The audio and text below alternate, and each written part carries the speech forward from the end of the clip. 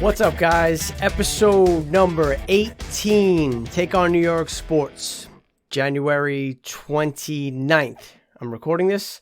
Anthony Heaton, with you as always. Twitter, Instagram, Take on NY Sports, and let's get into it. Rangers, NHL. Last time we spoke, we had Ava was here with me, and it was after a brutal loss. Okay, the Tony DeAngelo shootout, lost to Pittsburgh. Since then, we lost to Pittsburgh in regulation by 1 goal, lost to Buffalo in regulation by 1 goal, and then there was last night where we played an excellent first period. Okay? What did we have to show for it? A 1-1 tie. They scored, I think Buffalo scored, I know it was like under a minute left to tie the game. And the good that came out of it was, that we showed some resiliency. And, we didn't fold like a cheap suit and all of a sudden, lose another 1-goal game like we've been doing. So that's the positive you take out of it. And obviously the big story is Laf gets his first career NHL goal. Beautiful 2-on-1 with Blackwell, who's, been playing well since he got called up from the taxi squad.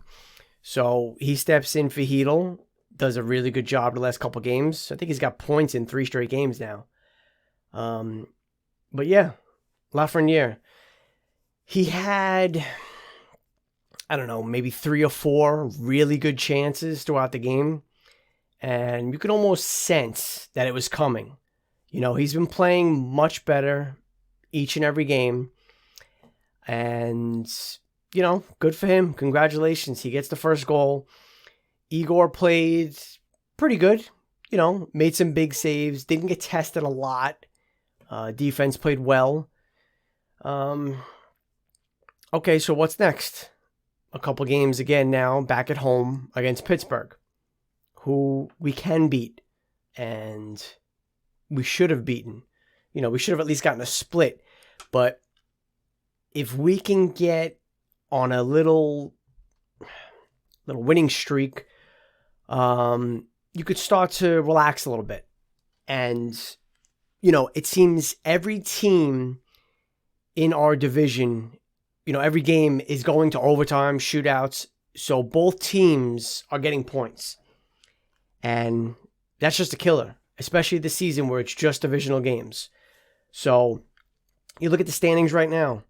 Washington, 5-0-3, 13 points. And you look at last place, that would be us, the New York Rangers, 2-4-1 with 5 points. The Islanders, 3-4-0, 6 points. So we're holding up the back of the division right now. Again, I know it's early, but with the short season, it gets late kind of fast. And the Islanders lost last night again, 6-3 to the Capitals. So they're not playing great as well.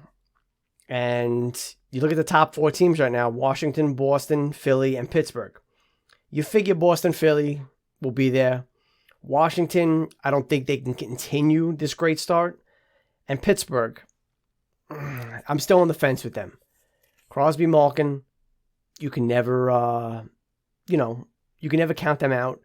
But we just got to get consistency. And with the way Quinn has been going back and forth, changing lines, I know things got disrupted when Heaton got hurt. Keeping Gauthier out again. I don't know. Jack Johnson's out. It's because he's hurt day to day, but who knows how, real that is. And the goaltending. Georgiev, Shesterkin. Like, one of those guys, one of those kids, has to take the bull by the horns. They got to take the reins, plain and simple.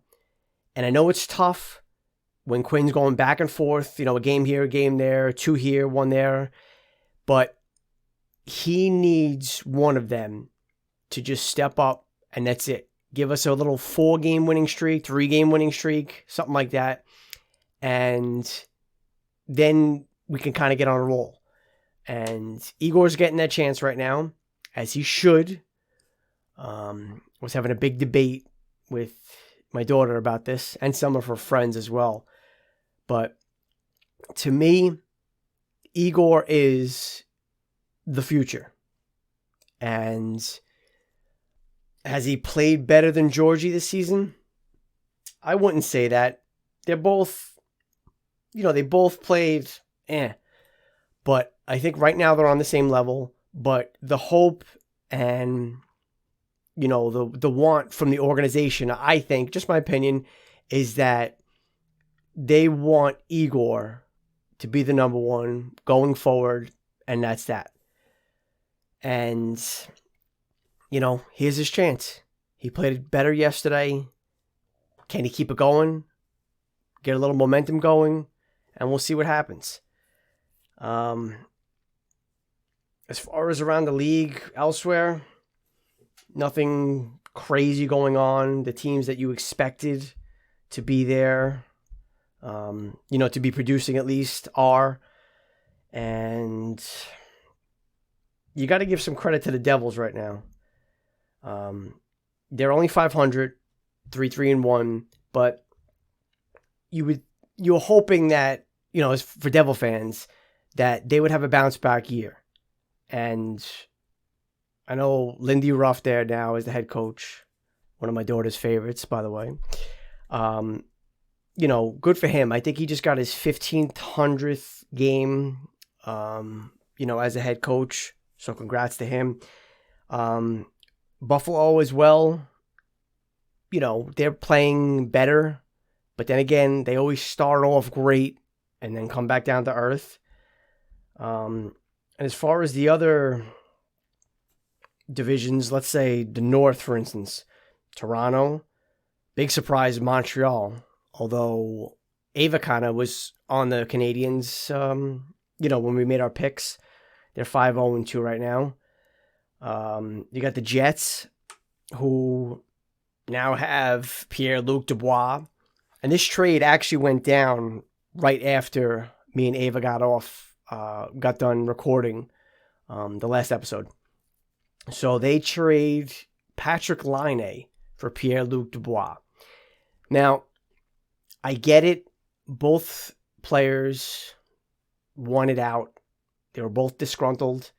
And I don't know, man. To me, Columbus gets the better end of that deal. Laine's been a stud ever since he came into the league. And not to take anything against Pierre-Luc Dubois, but I don't think he's the same player as Laine. Laine can be, a top 4 or 5 player in this league for the next 10 years. And I don't think Luc Dubois is there yet. So we'll see how that trade, affects the standings and everything. And Columbus right now leading the Central Division with Dallas hot on their heels, because Dallas just, 4-0 right now. They look like a machine. Again, 4 games, relax. But, some good, exciting hockey. And let's just see the Rangers get on a roll here. All right? A couple games against Pittsburgh coming up. Saturday and Monday. And then Washington. So, a chance to, I don't want to say gain on teams in front of us, because everybody's in front of us. But, let's build some momentum and let's get going here, okay? Let's touch on baseball real quick. Officially, DJ LeMahieu, 6 years, $90 million. Officially, Corey Kluber, the 1-year deal, $11 million. And the Yankees also traded for Jameson Taillon. I believe I'm pronouncing that correctly. 2 Tommy John surgeries for him. He's, I think, 28, 29. The potential for him is similar to Kluber. Obviously, Kluber's much more established. So, you've seen more of what Kluber can be and what he was.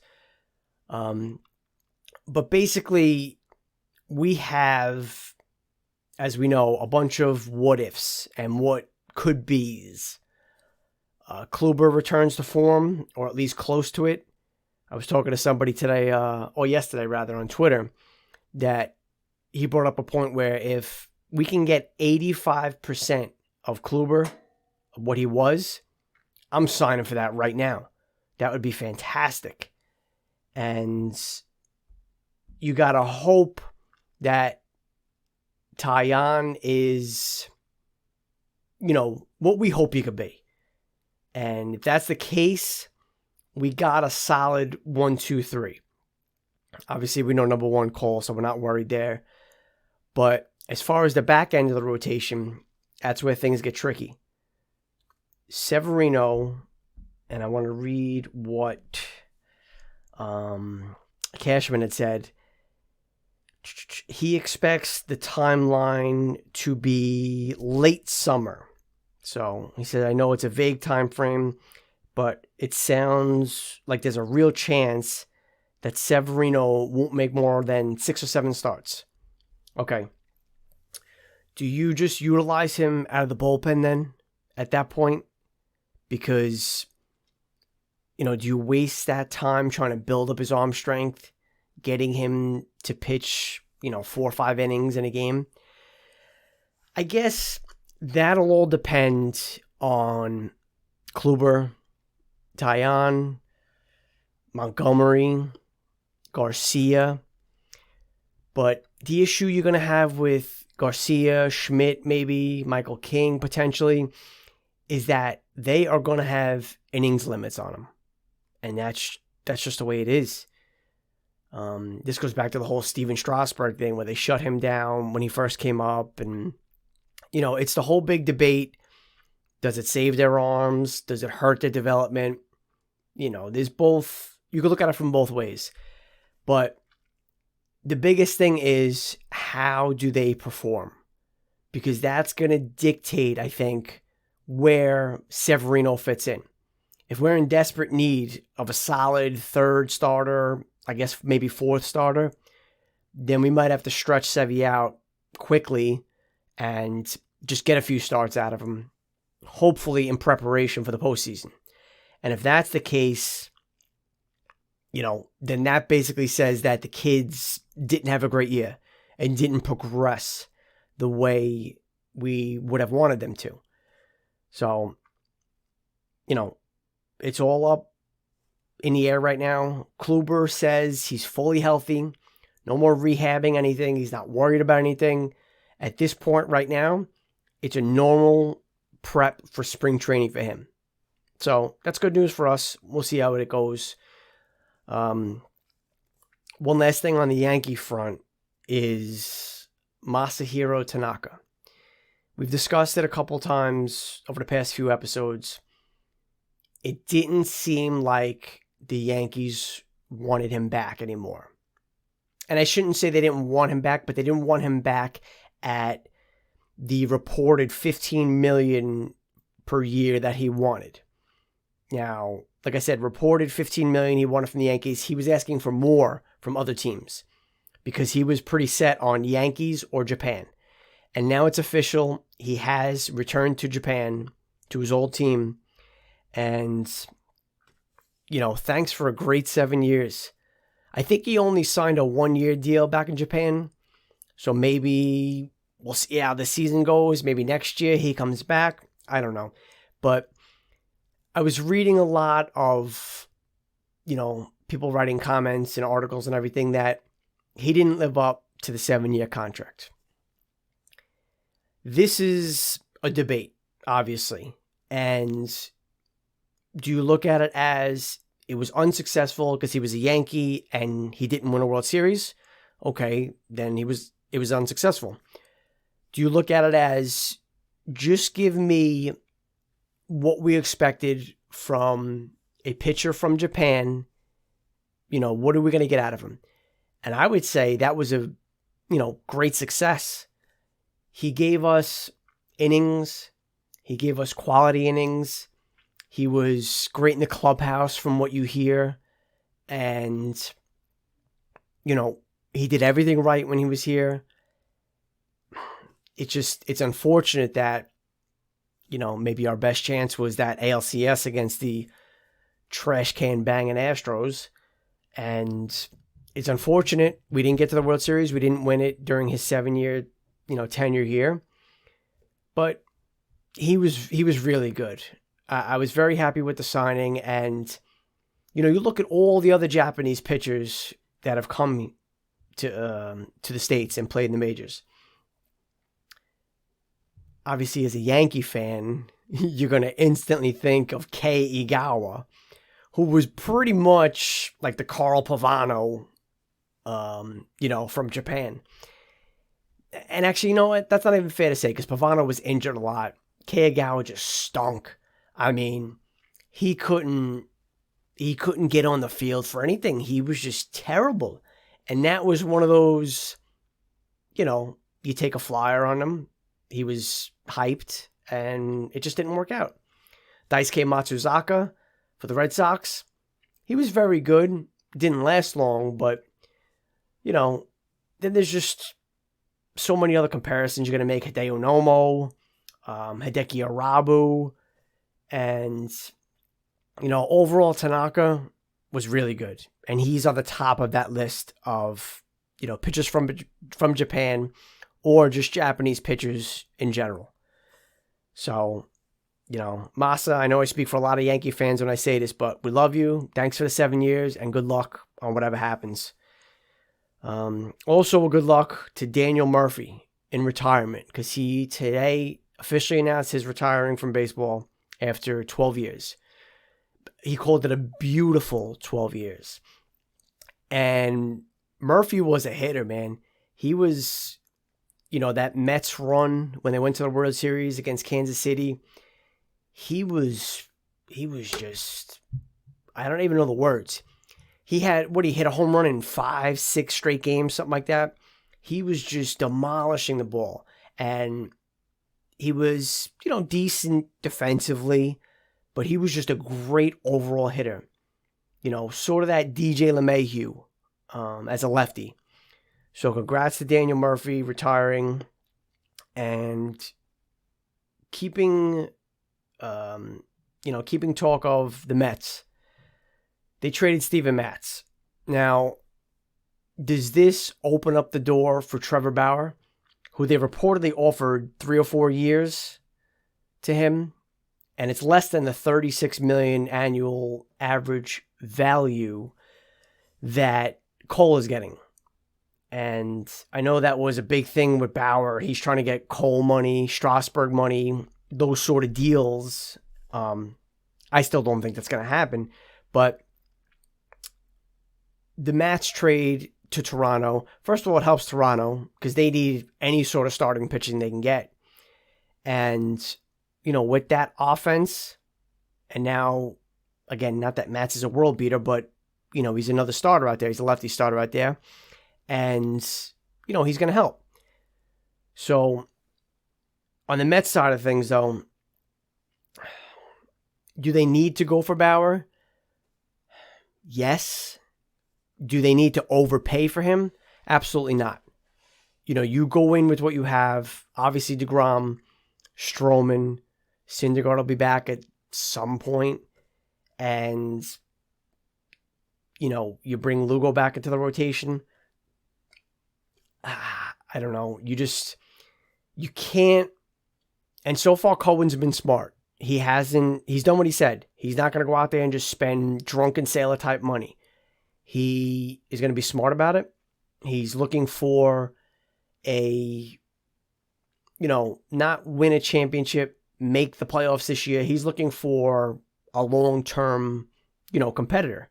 And that's what the Mets fans, I know, have been longing for. So I think they're still the favorites for Bauer because the Angels now have supposedly dropped out And you still hear the Dodgers a little bit, but I don't know how true that is. So I think unless Toronto jumps in and just goes all in and says we need him to compete for a championship, I think he's going to end up with the Mets. And what else do we got on the baseball front? Jock Peterson signed a 1-year, $7 million deal with the Cubs. And the rumors again on Nolan Arenado are gaining steam. And it seems like it's Cardinals or nobody. And, you know, the Cardinals just brought back Wainwright today. They signed him to a 1-year, $8 million deal, I think. Do they make the big splash? Do they make that commitment and trade for Arenado? Because that makes them, you know, I'm not going to say they're on the Dodgers level, but that'll definitely make them favorites in the NL Central. So we'll see where that goes. Basketball, not much to discuss there, unfortunately. Knicks 3-7 in their last 10. Brooklyn 7-3 in their last 10. So obviously you see, you know, which way these teams are trending right now. And, you know, as far as the NFL, we had 2 great championship games. Tom Brady, you know, am I surprised? No. Am I surprised at the coaching decisions about kicking that field goal at the end for the Packers? A little, but you still needed, you know, you're still going to have to get the ball back and do something. And time was not on their side regardless. So, of course, then it sparks all the Aaron Rodgers talk and he doesn't know if he'll be back and blah, blah, blah. So, is he potentially on the market? We know Deshaun Watson's on the market as he's made it official now. He's told the Texans he want to trade. Do the Jets trade for him? If I'm the Jets, I would. There's talk of the Giants potentially being interested, but, you know, and I read a report, I guess half the league has inquired about it. But of course, you're going to inquire, see what it would take. He's a great talent, but if you're the Giants, do you give up on Daniel Jones yet? I don't know. You would have liked to have seen more this year. Less injuries, less turnovers, a couple more wins. But I don't know. It's tough. We'll see. And I know Deshaun Watson has that huge contract that he just signed, I guess, the beginning of this season, I think it was. So we'll see how that develops. But we'll touch more on the Super Bowl as it's the defending champs, Kansas City Chiefs, and the ageless wonder, Tom Brady and the Buccaneers. And, you know, we'll touch more on that next episode to get ready for the big game next Sunday. And, you know, that's going to wrap up episode number 18, guys. Possibly do a live episode next week. I'm trying to be able to do it in the afternoon to make it a little easier on everybody.